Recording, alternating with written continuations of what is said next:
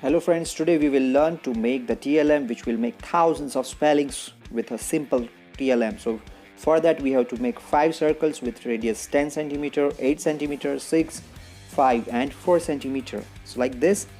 So out of this cutout, we on the center we have to place a thumb pin like this, and one by one we will place our thumb pin like this and place it on the thermocol based sheet.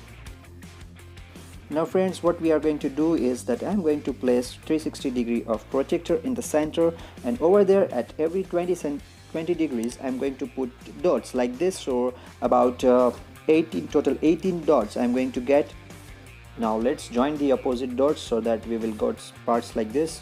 Total 18 parts we are going to get. Now it is time to write some letters, so you please write down the letters as I am writing so that the children will make the spellings as I show you in the description below. By using black strip, I made this strip like this so that we can make the spellings on this.